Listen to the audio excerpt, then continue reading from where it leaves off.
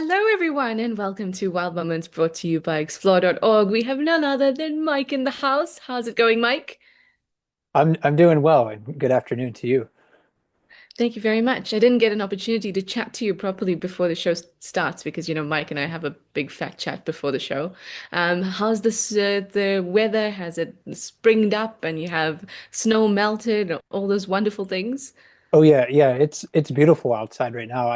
I wish I could do the show from outside, but when we get the first service berries blooming, they often that indicates the black flies are coming out, and the black flies right now are just intense, like even too much for me. If people could see this in high definition, they would see that I'm pockmarked with fly bites on me. I was in my garden last night and I had to wear a head net just Oh because no. to do anything with my hands I had to cover any exposed skin. It was pretty intense. Please tell us what black flies are. They're a biting midge. So they're in they're dipterans, so they're true flies. They're Yeah. smaller than mosquitoes though, and yeah, they're generally black in color, hence their name. They're like mosquitoes. Their larval stage is aquatic. They're an indicator of clean water, so it's the price that I pay for having a lot of clean wetlands in my area. So I don't mind. I do Yeah. sympathize with like the deer and the moose and the and the bears and everything else in the forest right now. It just has to be pretty rough for them. I mean, thankfully, they have slightly more covering on their skin than you or I do. Yes. That's really interesting because we also have biting flies here in South Africa, and they're really irritating, but they don't leave a mark or of any kind. So consider yourself lucky in that sense. All I'm right, sure the there's black other flies are hazards in out. Africa. Oh yeah, just a couple. I must tell you, Mike, that I just came back from an Amazon trip. And I got really sick when I came back, and it turned out that I had a tick bite. Oh no. So yeah, I was thinking, it's an Amazon tick. Turns out it's a tick that I carried, or tick bite I carried with me from South Africa. Okay. It's like you Well, I hope think you're that feeling it's better. some. I am. Thank you very much. I just found it very ironic that I go to a place with all these insects and I happen to get sick from the one in South Africa a week before. Well, a reminder that we're live and interactive, everyone. So please, as you have already been doing, send through questions and comments or just hellos. Bridget McKinney says hi to both of us. Zygote says hi. Tammy says good morning, everyone. Bigfoot says hi from Idaho. Jack de Boer says good morning from Virginia. And Andy says greetings and salutations on this wild Thursday. In my seat and ready to ride. Drive carefully, Trish. Thank you so much. You don't want to bounce us all off the car, right? I mean, don't I? These clips could bounce you all off the car. They're just so cute. It's a bit of a baby update this week. And if this is the first time that you're joining us for Wild Moments, please do send us a hello and let us know that you're new to the community. We love to just say hi to new community members and make you fall in love with wildlife, and then you'll never leave. But this is also an opportunity for us to go around the different cameras in the sense of picking out the best clips over the last week. And there has been a lot happening over not just the last week, but over the last month. But this week is pretty cool because it marks 1 month for quite a few of the babies. So we're going to catch up with them. Oh my goodness, everybody, you're sending so many hellos. This is great. MG Leopard Spots, you say happy Friday Eve. Oh, I like that. You're looking forward to the show and the dialogue. Grumpy Old Man, you say it's them, Trishana and Mike. Yes, it is us. Casper's That Ghost says good Thursday, Trish and Mike, and everyone ready for the Cubs and the Chicks. And oh, hot coffee brewed from chilly Milwaukee. I don't have to ask Mike what he's drinking for the show because it's going to be the same that I'm drinking. Right. It's just some plain old water, not even from the fridge. Straight room temperature. Yep. Jean Gale says, good morning. I made it with coffee after thinking Tuesday was Monday. Hello from Seattle-ish. Very nice. I thought Thursday was Tuesday today, and I got a bit of a fright when we were doing our checks, and I realized that my screen wasn't moving because normally it's moving and showing the different cameras, and then I realized it's Thursday.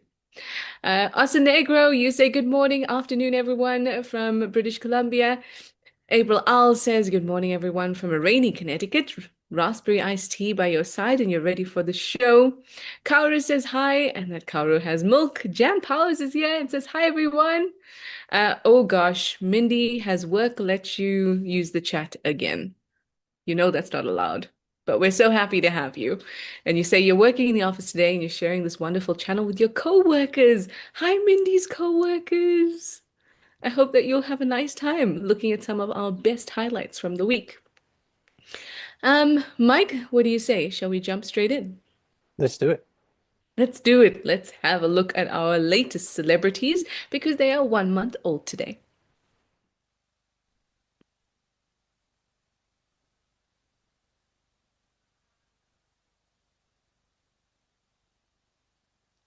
So on Tuesday was the first time I got to see the Cubs because I really haven't had the opportunity to watch the Cams too much over the last couple weeks. And I was introduced to them and they were so full of energy. They're basically tiny cheetahs now, not just little potatoes that don't really want to move.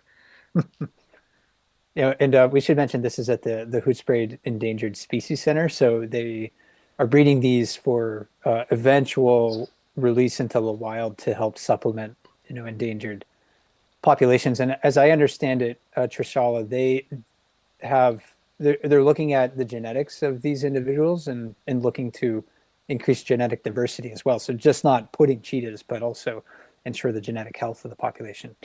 Absolutely, and that's this very critical thing with cheetahs. And yes, it is an endangered population, but the reason for that endangerment is because they have experienced a genetic bottleneck in the past, which means that they've had so few individuals within their population, and a lot of those individuals' genetics overlapped. So it meant that there was very little diversity. And whenever there's very little diversity, it means that a population is loses resilience. So they become vulnerable to disease, to threats. Ooh, was I hearing a little bit of a purr there? Very I thought sweet. I heard something too. I'm not sure if that was one of the cubs or not, but it could have been. Ah, this is the fence that Kirst was telling us about. So as Mike was explaining, this is an endangered species center, so it's not the wild, so you are going to see fences, and then normal areas that the adults live in are very spacious, big bomas. And remember, they're not here for life. They're here until they're able to be returned to the wild. So this sounds like the cubs, that sound. Oh, No, that's mum. That's mum. that's mom. Okay. Yeah, yeah. That's a noise that she makes to call them to her. Like, hey, pay Yeah, attention to me. yeah. It's a very gentle one. She can also chirp. So this is a kind of a very rolling, very motherly sound, if I could say that. And then she also does these chirps, which are contact calls for her to call her cubs, but she will tend to do that if she doesn't see them in sight. She uses that same kind of chirp to communicate with adults if she needs to. But that was a very lovely little uh, purring, rolling chirp, if I could. Jack DeBoer, you want to know what sex are Tammy's cubs? So we have no idea. Mike, do you have any insight there? I don't know, actually. Sorry. Uh, no, I have no idea what the ratio of cubs, the sex ratio of the cubs are at all. And at this point, it's going to, I mean, even at a later stage, it's going to be so difficult to see unless we get a very clear look at their genitals. And that's how it is with cats. There aren't, I mean, apart from lions, which you can quite obviously see that there's a mane that develops in the males, we have to have a look, like a direct look at the genitalia to be able to say whether they're males or females, because there's no real other feature that we can look at with cheetahs. I was wondering that when I saw Jack's question, if eventually as they age if there's any sort of dimorphism between the sexes, but it sounds like no. No, there's generally the males tend to be larger than the females, but again, that doesn't help you unless you're seeing them Right. next to each other, right? But other than that, no. But behavior can help you. So females, adult females are usually on their own or they're with cubs. And so they're the ones that are kind of nomadic. They don't hold territories. They just move through the areas of other males. And then males form coalitions and they hold small territories. So if you've been in a reserve for years and you've never seen cheetah and suddenly you see one this one day, it's likely to be a female because if they were males that had territory there, you would see them often. If it's just a random sighting, it's probably a nomadic female. So that can help you out, but other than that, no features. Uh, Karu, you say you were wondering why she was making that sound. It's cool. It is. I mean, lots of most animals that produce sound will make a sound to communicate with their young, mostly to call them back to them. It's also And we have, I've been interested to see how, it's a very special experience in a way to get to see cheetah cubs this young. Even if mhm, it was in a like a zoo environment in the United States, they probably wouldn't be on public display. Maybe some zoos might put a webcam on them. Often they don't because they're like, something might go wrong, and then that's bad, yeah. publicity for us. So this is, yeah, really special, I think, circumstance for us to be able to see cheetah cubs this young and see them developing over the course of their first month of their lives. And I think Karu had a question sort of related to their development. Yeah, so firstly, it is an amazing thing. I mean, I think some of the viewers actually saw the birth, which is Yes, we did. Yeah. insane. That is an opportunity that you would never, even if you worked in a wild space where there were cheetahs, the opportunity to see that is just non-existent.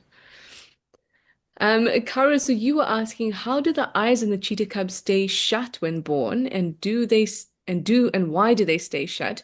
Are they not fully developed when first born? How they stay shut, I don't know. But it's quite common for cats. Well, I mean, it's quite common for mammals, I would think so, particularly those that are not precocial, so not those that are developed um, further developed when they're born, like hyenas. Hyenas have their eyes open when they're born, and that's kind of an exception. So, how they stay shut, I don't know, but I would assume that it's related to the muscles that are in your eyelid that are necessary for you to open your eyes, because that takes a while. If you've ever been sick, um, or some type of sick. So recently I was reading about this because I noticed that my right eyelid was not opening fast or as quick as the other one in the morning during this period when I was sick.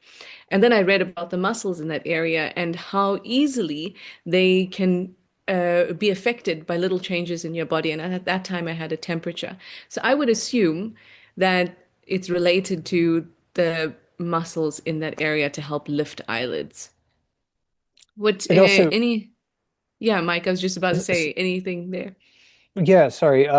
They did seem like when they were born, they did seem so kitten-like. If anybody's ever seen kittens right after they're born, domestic cats, they're just essentially helpless at that stage, and that's what the cheetah cubs sort of look like. They could move a little bit, but they really were reliant on mom to make sure that they were in the right position. We saw them starting to wander pretty quickly, but mom was pretty motivated to keep them corralled for the most part. But yeah, that it seems to track with, photographs and video footage I've seen with other wild cats, even in North America with mountain Mhm. lions, bobcats, or lynx or something like that. Like when they're born, they are essentially, they're not precocial, so they can't really get up and move around.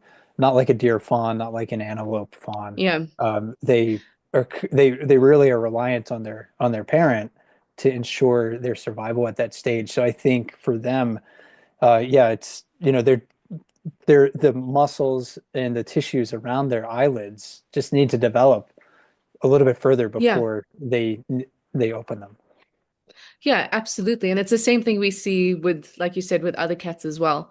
They look so helpless, and they most certainly are helpless at those very early stages. And I think it's an important thing to talk about. Why? Because the majority or most cats out in the wild have a very short gestation period.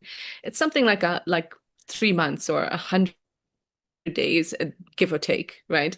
That's fairly short. And that is necessary because those adults need to go out and hunt. So while if they continue to carry this pregnancy in their bodies, it would hinder their ability to hunt, unlike, say, deer or antelope or elephants that can just continue to feed no matter what their pregnancy state is. So that's why these cubs are born so early, even though they're underdeveloped. That's a great point. It's actually something I had not considered. How gestation periods in carnivores or hunters is generally pretty short because carrying that extra weight. If anyone's ever tried to run with like a backpack on, uh, Yeah. I can't get pregnant, but I can run with a backpack, and it sucks. And it must be even worse to try to run if you were sprinting like a cheetah trying to tackle Yeah. prey, carrying extra weight like that. So yeah, that does make a lot of sense Yeah. from an adaptive perspective. Yeah, absolutely. And Jean Gale, you say mom looks exhausted. I'm sure that mom would be even more exhausted if she didn't have the safety of Hesk, quite honestly. So we're very thankful that she has this safe area to give birth and to have four cubs because not I mean, like all cats and bigger cats, um, cubs don't have a great survival rate. So having this place of safety and making sure that those cubs can make it to the independence age, which is about a year and a half, means that it's a lot better for the population genetics wise and also just for numbers.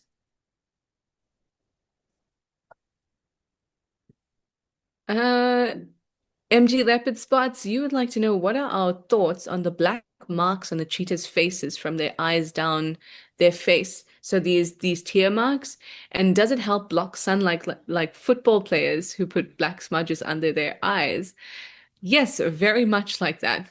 So you see it with leopards as well. They don't have the teardrop that goes like this, but they have a black smudge here. And it's the same thing. So imagine that you're hunting, and especially if you're a cheetah, you need precision, right? Because your best advantage is speed. So you need to be precise with that speed, otherwise it's just a waste. And unfortunately for cheetah, they don't have much else going for them besides the speed. Once they get the prey, they need to consume quickly.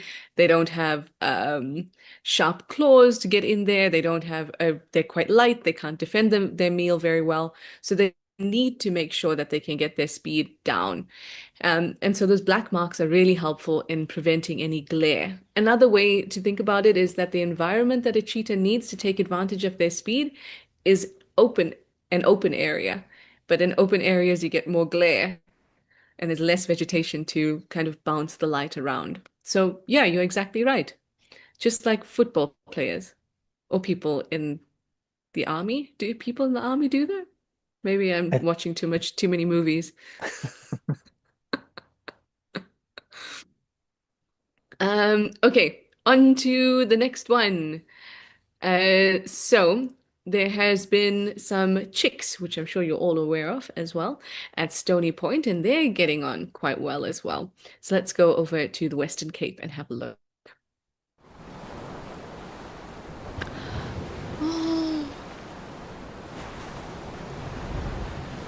yeah, this has turned into one of my favorite cameras recently because I get to watch this family.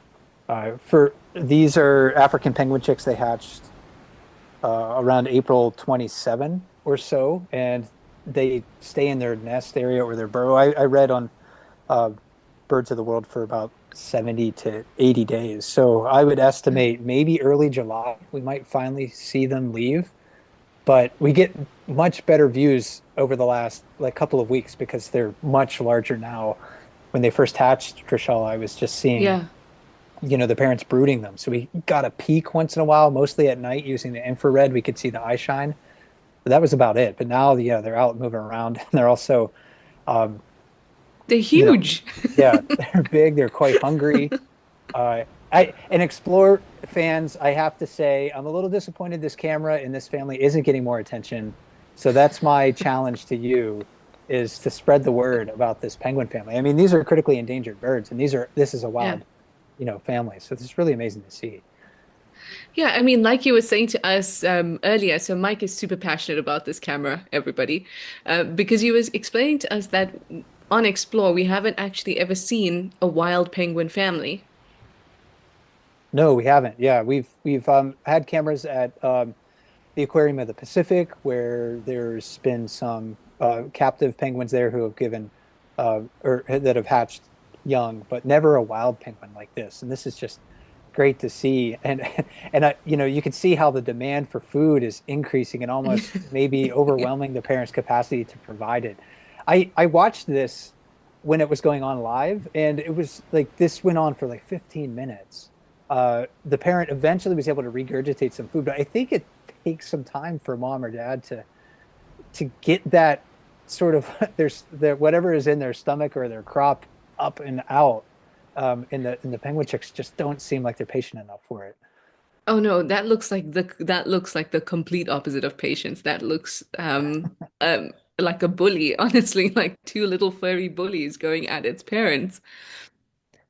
It is, I mean, those chicks are big. I would have expected them to be slightly smaller, but I think that they're also a little, so usually, well, I expect to see chicks around now going into June, July. But I've also that two sources that I looked at. One says that you can expect adults to be laying eggs kind of March, April, May. Others said May, June, July. So to me, that says they could lay year round uh, as long as there's enough resources. So at the moment, these two chicks look like they are really, really, really well fed. They're doing very well and they do grow quickly. I think their first molt is at about, so a penguin chick, I should say, goes through three molts in their lifetime. And then as an adult, they molt every year. So for those first three stages, the first one is at 2 weeks. So this, we're looking at them not in the plumage they were born in. So they've already gotten their first bit. Then their second molt should be at about 2 months old, 2 to 2.5 months old. And then the third one happens when they go out to sea and they've reached independence and they come back.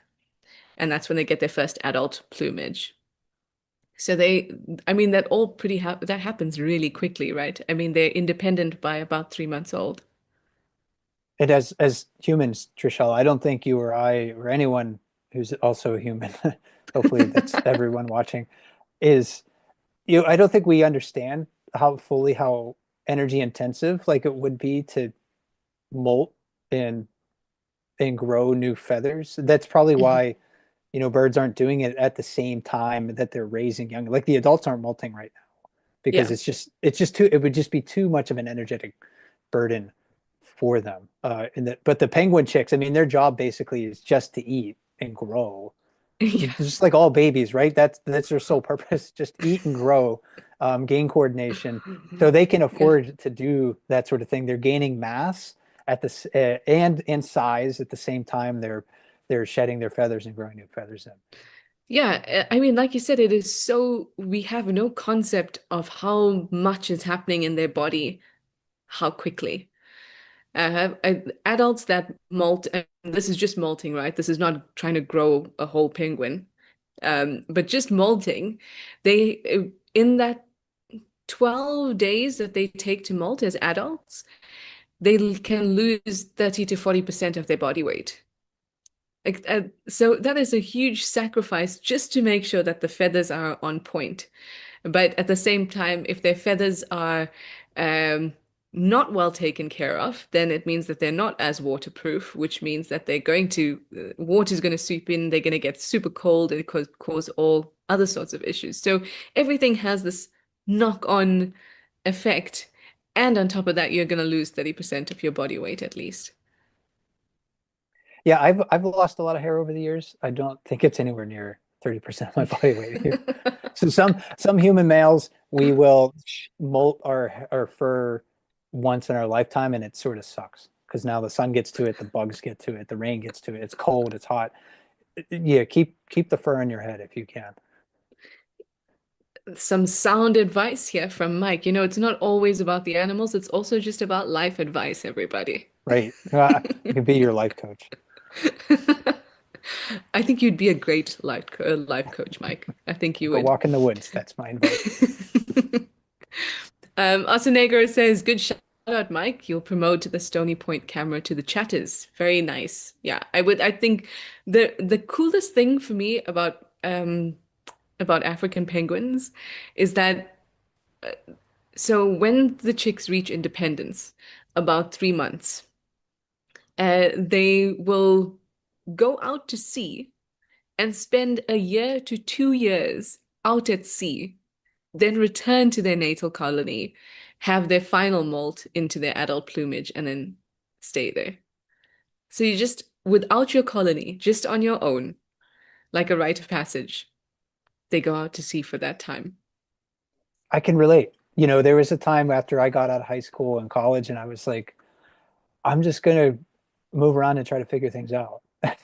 So, yeah, I'm glad that they Yeah. get that experience as well. And now I should say my parents didn't like that because there was long stretches of time. This is like in the early 2000s, long stretches of time where they had no idea where I was. I wasn't very good at checking in. Sometimes it would be like a week or two. They'd be like, "Oh, I think he's in this state or he's riding his bike somewhere." They didn't really know. But I'm glad that, other animals experience that as well. And I encourage young people to do it too.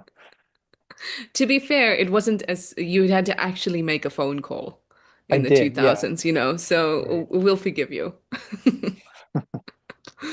All right, we have 3 minutes left and we have two more clips to go through. So let's head over. We've concluded the baby section of our show at the moment. So we're going to head over to Tambert and see if we can figure out what's happening with the bottom of this elephant. Oh no, that is worse than I expected it to be from the description. Yes, that's quite a large wound. Hmm. Oh, I had such a strange feeling just now. Sometimes when when you think about a memory, then you get the smell. Oh, okay. Well, I just, I yeah. just remembered an elephant. It was an elephant carcass, and I felt like I could suddenly smell that carcass. Yeah, I know that it's people have had questions about this, like what may have caused it. Maybe you could talk about that, Trish, if you could speculate on maybe what caused it. But I'm curious too. I have a follow-up question once um, you give It your looks ideas. very much like a tusk because Okay. it's the middle of it looks much deeper than the side. And there's a lot of inflammation around it. So I'm going to assume that their wound is deep. For the most part, that area that's gone into, which actually all of us should be thankful for our bums for this, that's some proper muscle in that area of the body. So it's not hitting any organs if it is a tusk. Potentially, I thought that it could kind of hit the um, like the renal canal area or like rectal canal area, but it seems to be fine. So I would say it's a tusk into the muscle on the bum there. And I know that's a place that's difficult for that. Like the elephant can't reach it with its trunk. It can wave its tail to maybe help keep flies off. But I was wondering about dust bathing and mud bathing. If it's able to apply dust or mud to that area, do you think that would maybe help promote healing in a sense? It would keep insects away Yeah. from the wound. I have definitely seen elephants that are wounded will continue to mud bathe and dust bathe and continue to go into the water and sometimes stay in the water when they have a wound that's still open. And 100% dust bathing and mud caking will help to protect the wound because it's such, like you said, such an awkward position. And the most difficult part about that is that when this elephant does defecate, the last thing it wants is any of that to splash back onto that wound because that's just going to attract more flies. It's going to be partially digested food that's in that wound, and that's just going to spell disaster. Yeah, but the elephant looks fine. It's not walking in a strange way. I want could have just been a short tusk because this elephant has some pretty impressive tusks. And it's a male too, so Mm. wonder if there could have been like two males. Either maybe they were playing, or this probably not though. It probably was an aggressive encounter.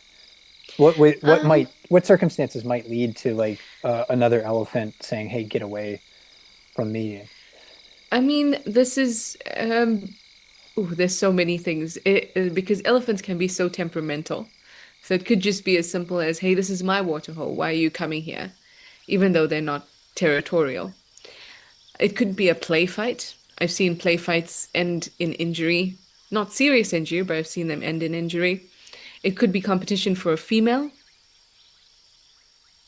but I find the position of it a bit odd because when elephants are actually aggressively displaying to each other, they're face to face. So I think this might have been a play fight that's gone a little wrong or a half-hearted interaction, which we've also seen gone wrong when an elephant doesn't realize that, it's actually going to hurt the other one. Negro, you wanted to know if this is a younger elephant. Um, it's a little hard to tell, but he looks in really good condition. The tusks look really nice. I'm seeing one notch on the tusk. Skin looks fine. So I wouldn't put it past 40 years old. Even that's too old. I would say I wouldn't put it past 35. Well, that's yeah, animals to me, that especially watching them on the webcams, we see them sometimes recover from severe injuries that would debilitate us. So yeah, they're so tough, they're resilient, and I think this will give us a chance. I'm sure that wound is sore, and I'm Yeah. sure it doesn't feel good, but we might get that opportunity over the next, few weeks just to see. There's a point where it looks like it's getting worse, and Hmm. then it starts to heal, and we might be able to see that progression on the cameras. So I encourage everyone to pay attention and watch those elephants to see if this one is Yeah, coming back. definitely. And also, like you said, there is gonna be a point when it's gonna look not so great. As it heals, it's gonna start oozing. There's gonna be a fat layer that starts to grow and stuff like that. So it's not gonna look pretty, but then eventually that inflammation will go down if all goes well for that elephant and that wound will start to close up. Bridget, you also think tusk puncture? I have a feeling it's tusk puncture too. I can't imagine what else could create a wound like that. Shall we dive into our last clip? And this one's all about sound. And then afterwards, we can have a little discussion and say goodbye. But Yes. let's have a listen to a really cool interaction.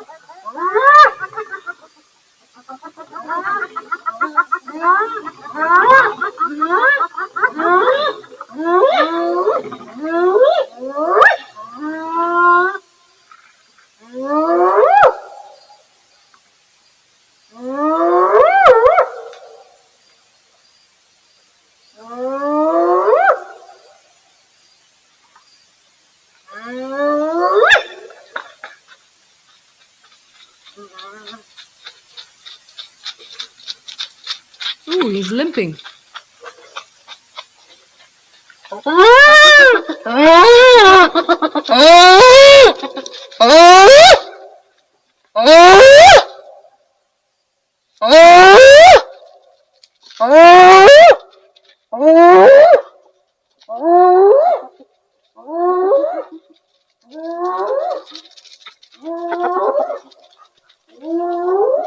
That was amazing.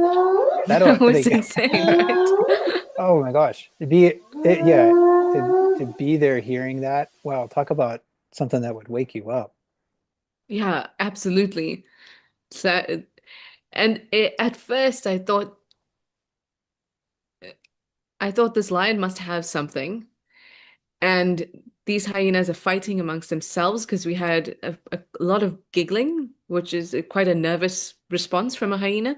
So it usually means they're fighting amongst themselves because there's no need to show that you're nervous to a lion, right?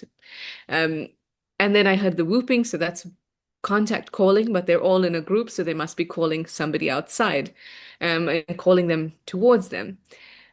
Then I wondered, because they're making these contact calls, whatever has happened to cause this interaction must have happened quite soon. So it's not as if they stumbled upon a lion with a kill. Something must have just happened and they're calling for backup. And now we see that this lion, as he was trotting off, he had a little bit of a limp. It wasn't a bad one, but you could see that uh,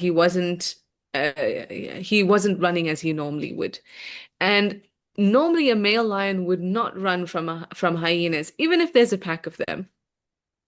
I mean, if there's more than five or six, he will try to avoid the confrontation. But I think he moved away kind of not cowardly, but I think that he moved away very efficiently instead of maybe turning around and facing them because he did already have an injury. I don't think that injury was from the hyenas. And the hyenas are really good at picking on. Oh, I think we lost Trishella for just a little bit. Sorry, Trishella, Oh, your internet hiccuped for just. You said the hyenas oh, are really good at picking on. Oh, they're really good at picking on animals, even if they don't actually need something from them. So they'll just kind of like, oh, this lion doesn't look all good. Let's go harass him. And Oso Negro wrote in and said, the sounds are like a human screaming or laughing, and I can hear that, and I think that's maybe why cartoonish versions of hyenas made them sort of like jokesters, or they were behaving maybe not serious. But for them, again, that's it. We are anthropomorphizing them in that situation. Those calls, even though that may sound sort of like a chuckle, or you described it as a giggle, uh, that's that doesn't mean that's what they're actually doing. They maybe are not happy in that situation.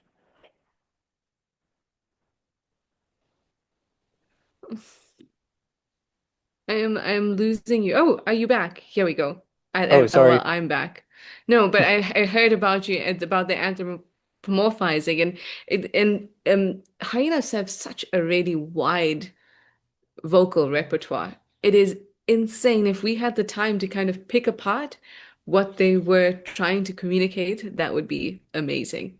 Because they have giggles, they have whoops, they have different types of whoops, they have these contact calls again that they used for cubs, and these low kind of hums, which are also like hyenas are amazing. And they really don't deserve the bad reputation they have gotten from some I know movies. you have a soft spot for Yeah, hyenas. I do. I do. And Auntie Di, you say, wow, hearing that is amazing. It is amazing. And even I mean, we'll say goodbye in a moment, but even the sounds that the lion was making, those weren't roars. When you hear a lion roar, it's very, very clear. This was, I mean, the first one potentially could have been a proper roar, but the sounds after that were all defensive growls, um, kind of displaying, showing off, stop it, don't come near me. But they don't have as wide a repertoire as hyenas do, but still a very interesting conversation. Yeah, that was truly incredible. I love hearing that. I think that's one of one of the best things about our cameras is not only the visual experience, but we get to listen to these Yeah. sounds as well. And that's something that they would never put that entire sequence, I don't think, into like a nature documentary on Mm. TV. They would maybe show part of it. They would show like a lion looking defensive and then a lion running away. And you would hear some of the hyenas, but you would never get that full context Yeah. like we can do through the webcams. Yeah, absolutely. And that's why when sound is such a huge thing, like when the sound is down on one of the cameras, I'm always like, oh, it's just not the same, because the sound is this additional layer that again adds context. And like you said, we'd never get the opportunity to see something like that on television or on streaming or like, Netflix or that kind of thing because it's just not visually appealing. But the sound is incredible. Now, one day we just need to get a smell worked in there. And I know, with that Yes. elephant wound, Trishal, I don't think you would like it, but that's what we're missing. I mean, so many animals are communicating through odor. They like our dogs, for example, they live in a world of odor that we can't really Yeah. imagine. So I that's was something that we're thinking, missing. I mean, a scratch and sniff explore book. I don't know why it hasn't happened yet. Okay. We get some elephant dung. Let's get some bear scat, some salmon, slime from all these different Yeah. cameras. The eagle nest, like when they're bringing their prey back in bird nests, or the penguin colony. Mm-hmm. I don't know. There's just so much. Welcome to the world of smells. Explore.org. Anyway, everybody, thank you so much for joining us. Thank you for your questions and your comments. These were some really lovely, lovely clips. And of course, thank you, Mike. It's always a pleasure to have you on board. I look forward to it when I know it's with you. You're welcome. Glad to be here. Nice. All right, everybody. See you next time, and thanks for joining us. Bye.